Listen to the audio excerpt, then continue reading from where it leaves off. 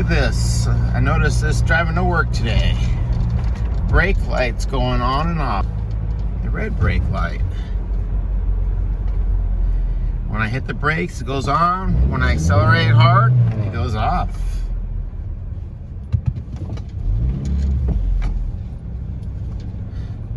Interesting. I wonder what it could be.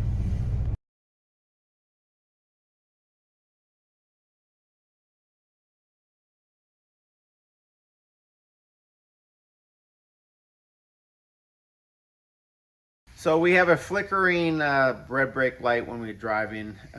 It comes on when you hit your brakes, so the car comes to the stop, and then it turns off when it levels out. Likewise, sometimes when you accelerate, the red brake light will come on when you accelerate. The car kind of dips a little bit and then levels off. I kind of already know what's wrong with it, but I need to go over three things with you. One of the reasons why a red brake light would come on would be a parking brake is applied while you're driving. Another reason why a red brake light would come on is you have low fluid. And the third reason that a red brake light would come on would be you have the brake bulbs in the back of the vehicle are burnt. Most likely both are burnt. Usually you could survive on one bulb, but when both bulbs blow on the back, that's will turn the red brake light on for most vehicles. So three things that turn on a red brake light: parking brakes on, brake bulbs are burnt in the back, or low fluid. So let's do a brake inspection all the way around and see what we got. So we're gonna go ahead and check our brake bulbs right now. That includes the third brake light, which is always kind of raised. Remember, there's 3 brake lights on a vehicle, but we're going to do it specifically inside because we want to be able to see the reflection on the shop door as I hit the brakes. That way you could do this on your own. So I have Mr. Lear who's videotaping, which makes it nice, but if you're doing this on your own, take it into a shop or inside your garage.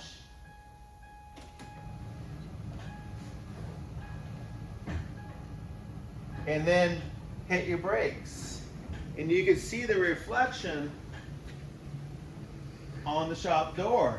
But even better, you can turn the lights off, which we're going to do right now. So we have the lights off now, and that makes it a lot easier to diagnose your brake lights. So here we go. And you can see I have 2 rear brake lights, but the third brake light is a little dim. And I actually have 1 bulb burnt on that third brake light. So that will not turn the red brake light on. So that is not my problem, but that is something that I should do as regular maintenance, is replace the third brake light bulb. All right, we just checked our rear brake bulbs. Now we're going to check our parking brake adjustment, okay? So parking brakes should click about 5 to 8 clicks. The handbrake like this is a little more, but if it was a handbrake that was in a center console, 5 to 8 clicks is probably what I would adjust the parking brake cable to. But anyways, if you leave this on, the red brake light will stay on when you're driving. And too many times people just ignore this red brake light with the parking brake on, and you're burning your rear brakes up. Because remember, this is applying the rear brakes using a cable. So again, 5 to 8 clicks, and then when you're driving, you should make sure that's all the way off and the red brake light is off. You can see before I even get to 1 click, it turns that red brake light on. So my parking brake is working properly. So now let's go ahead and check for leaks. All right, so we checked our brake lights, we checked our brake pedal, we checked our parking brake cable, our parking brake adjustment. So now what I've figured it was going to be the problem all along is we're going to check our brake fluid. And if you look at the brake fluid, here's the max level, here is the minimum level. I'm just barely above the minimum level. So what is happening is when you hit your brakes, the fluid rushes to the front of the master cylinder and turns the brake light on. Or when you accelerate, the fluid rushes to the back of the master cylinder and turns your brake light on. And then when you're like cruising or you're stopped, the fluid seeks a level that turns off your brake light. So the actual brake levels, come over here, the actual brake float level sensor is right here. That's what this is. So one of the reasons why your red brake light will come on is low brake fluid. So we have to think about one more thing before we call it a day.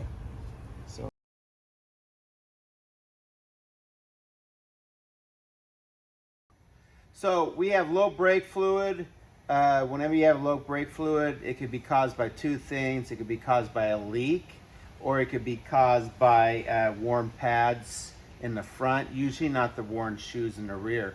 So we're going to first check for leaks to see if that is the reason why we have low brake fluid. But I will say, when I was pushing the brake for the rear brake lights, I was feeling my brake pedal, and if you had a leak, that brake pedal could possibly sink. So whenever you have a leak in the system and you apply your brakes, it will sink as you apply the brakes. And I don't have that problem. So I'm suspecting there are no leaks, but let's look.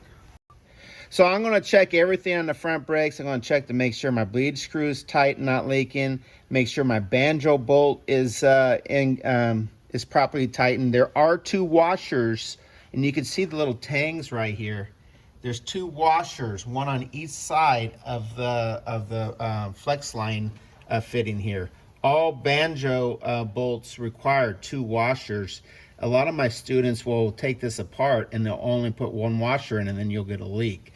Always take your hand and wiggle the flex line. Make sure the flex line is free of cracks and not leaking any fluid. And then look around your caliper, make sure it's not leaking from the inner piston here, and I'm good. So I want to check the other side, and then we're going to check the rear. So here's my caliper on the driver's side. Piston's in good condition. Banjo bolt is in good condition with the two washers, and my bleed screw's tight, and my flex line is free of cracks. I'm good with this caliper. Now we're on the rear brakes, which are drum, okay? A good rule of thumb is look inside the drum, see if you see any dampness from the brake fluid leaking. I look good there. Your hydraulic unit is this wheel cylinder.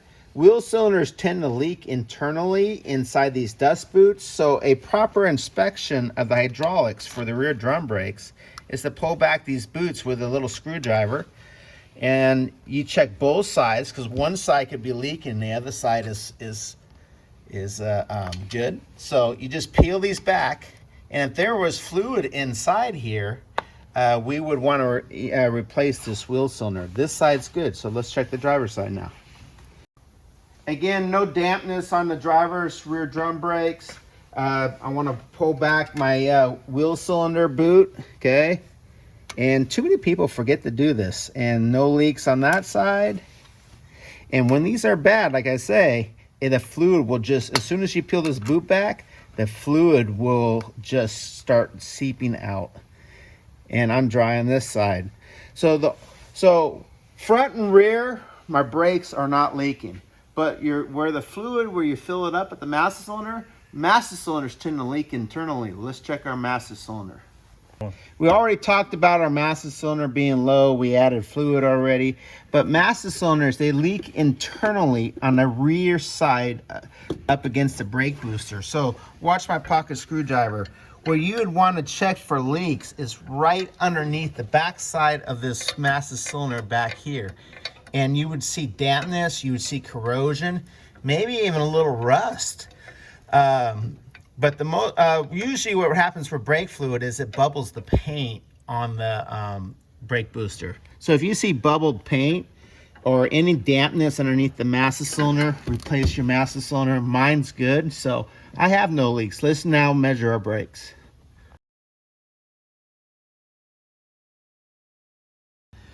So the common tool that we use to measure our brakes is this brake gauge. It's color coded. If you're in the red, you want to change your brakes. I always say the thinnest one, you want to change them right now. each of these is technically like 5,000 miles worth of driving. So 5, 10, 15, 20, 25, 30, 35,000 miles you could probably go if it was the thickest one without checking your brakes.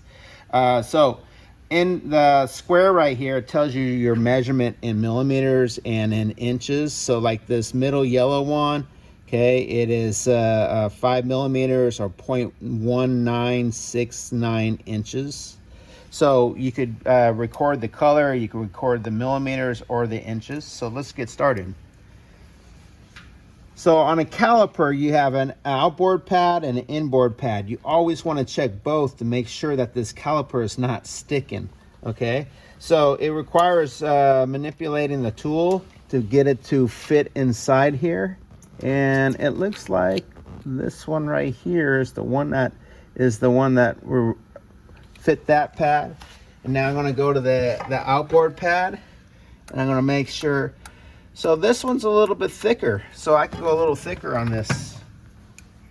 So I'm going to go one up and see how that measures on the outboard pad. You want these to be equal, much better fit, okay? I'm going to stick my head in here because with the camera I wasn't getting an accurate reading. Yeah, so I was one off in here. So it is equal to the largest yellow, which is 6 millimeters and 0.2362 inches. So now let's go to the driver's side and see if it matches. So both the inboard pad and the outboard pad are exactly the same, which means this caliper is moving nice. So we have our inboard pad, which is the same thickness as the passenger side. Now let's check the outboard pad. And it's the same thickness as the other side, maybe even a little, just a little bit more, but I'm good. So front brakes are not worn. Let's go to the rear. So with rear brakes, we have shoes, not pads. You want to find the thinnest place to stick your brake gauge. You just don't measure one place. You put it and you measure all the way around the shoe, verifying that it's evenly worn and there's no thin spots. And this shoe is pretty good. Okay, so it's the smallest yellow. So like I say, I probably should go about 10,000 miles, 5, 10, before I change this. So 2 oil changes in a sense. This is the rear shoe. Most drum brakes, the rear shoe is always going to be thicker. Okay, that's pretty common. So front shoe is not completely worn, but we're getting there. But this is not the cause for my red brake light coming on. Let's check the other side. So the front shoe, which is called the primary shoe, by the way. So the front shoe that faces the front of the car is your primary shoe. And it's the same as my passenger side. This is the driver's side. Now, if this is the primary, this is the secondary shoe. And like I say, the secondary shoe will always be thicker than the front shoe on most vehicles. So it's worn, maybe 10,000 miles. I'll replace these, but it's not the cause of my red brake light. So we have a flickering red brake light that comes on when driving, specifically when you're hitting your brakes or when you're accelerating. We checked the brake bulbs. Brake bulbs were good, except for I have one bulb burnt in the third brake light. We checked the parking brake. The parking brake operation is working properly. We checked our master cylinder fluid level, and the fluid level was low. So then we checked for leaks. We found no leaks. And then the final thing we checked was the brake pad in the front and the shoes in the rear. We checked both sides, and they're all okay. They don't need to be replaced right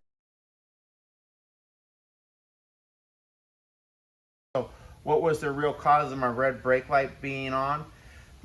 As the front brakes wore, that master cylinder fluid level dropped to the minimum. And when I did the brakes probably 1.5 years ago, I probably didn't top off that master cylinder. So because I didn't top off the master cylinder when I did the brake job, then when these front brakes wore, because they're not in the green, they're in the yellow, that fluid level dropped and turned on the red brake light. So what inside the master cylinder, what's happening is the brake fluid's moving backwards and forwards depending on if we're accelerating or braking.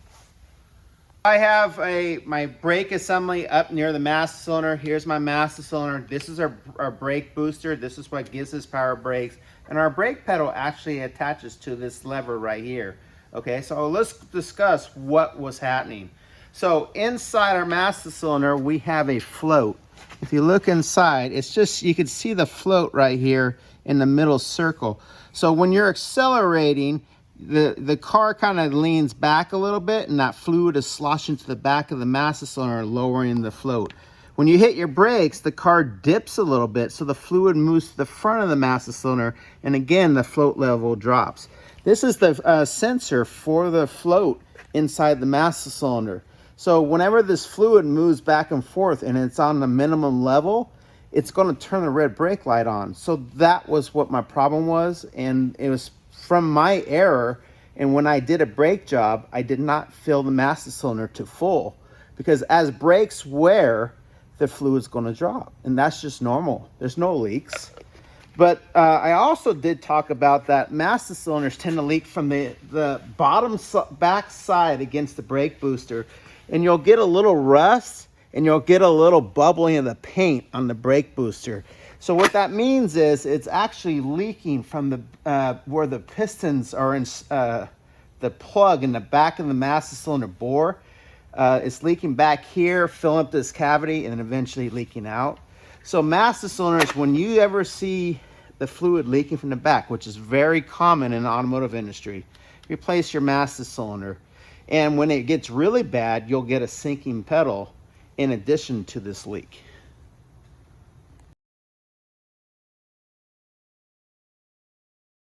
I had a really unusual circumstance happen. Mr. Fleming was just discussing how the fluid in here can leak out the back seal. Well, in the instance that I had, the fluid actually filled up the power booster unit.